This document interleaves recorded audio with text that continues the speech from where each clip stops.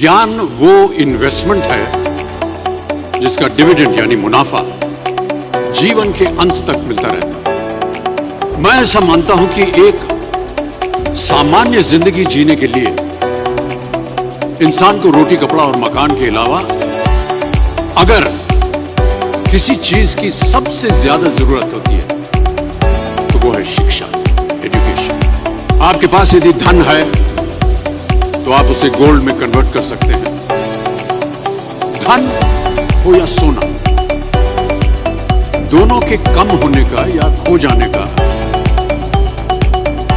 डर हो सकता है, पर यही धन को अगर हम नॉलेज में कन्वर्ट करते हैं तो वो कभी कम नहीं होगा और ना ही उसकी चोरी हो सकती।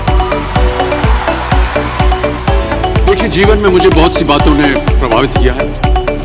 मेरे ये अनुभव सुनने में शायद साधारण लगे, पर इनमें छिपा सार असाधारण है, अनमोल है। यदि मैं आपसे पूछूं कि सबसे शक्तिशाली व्यक्ति कौन है, सबसे शक्तिशाली व्यक्ति कौन है, तो कोई कहेगा कि जिसके पास पावर है, वेपन्स है, शस्त्र है, धन है, किसी देश का राजा या किसी सल्तनत का वारिस है। मेरा ऐसा मानना कि वेपन्स, मनी किसी को पावरफुल नहीं बनाते, या अगर बनाते भी हैं तो कुछ समय के लिए ही बनाते। दौलत आज होगी, कल नहीं। शस्त्र का ज्ञान तभी तक काम आएगा जब तक वो शस्त्र चल सकता है। Once it is used, it becomes absolute. पर शास्त्र का ज्ञान कभी नहीं होता। Knowledge can never be obsolete. शास्त्र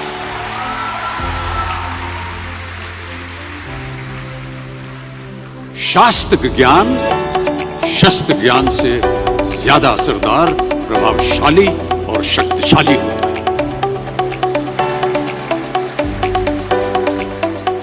अब देखिए, एक राजा ने कितने राज्यों पर विजय प्राप्त की, कौन कौन से शस्त्रों का इस्तेमाल किया, कितने सैनिक थे, ये शायद आपको याद न हो, पर जीरो की खोज किसने की,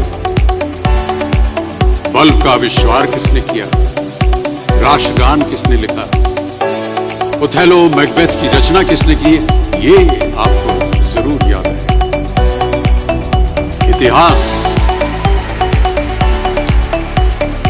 इतिहास गवाह है कि एक राजा अपनी शक्ति के बल पर केवल वहीं तक पूजा जाता है जहां तक उसका साम्राज्य फैला हो। वो केवल अपनी प्रजा का प्रिय होता है, पर अपने ज्ञान की कीर्ति फैलाने वाले Albert Einstein, William Shakespeare, Rabindranath Tagore सिर्फ अपनी जन्मभूमि में ही नहीं बल्कि पूरे विश्व में पूजे जाते हैं। संपूर्ण मानव जाति के लिए वो प्रेरणा स्रोत बनते हैं। ज्ञान का धनी व्यक्ति हमेशा ही सम्मान और आदर योग्य होता है, क्योंकि ज्ञान वो कवच है, वो शील्ड है जो आपके जीवन में आने वाली कठिनाइयों से आपकी रक्षा करेगा। फिर किसी भी शस्त्र की आपको आवश्यकता नहीं। दो चीजें इंसान यदि अपने जीवन में एक बार सीख लेता है तो वो उसे कभी भूलता नहीं। एक है तैरना, स्विमिंग, दूसरा है साइकिल चलाना। सालों बाद भी अगर आप इन क्रियाओं को करेंगे तो कभी भी इस बात की चिंता नहीं होगी कि आपको स्विमिंग करना या साइकिल चलाना याद है कि नहीं। You will confidently do it. काश कि हम पढ़ाई भी इसी नजरिए के साथ करें।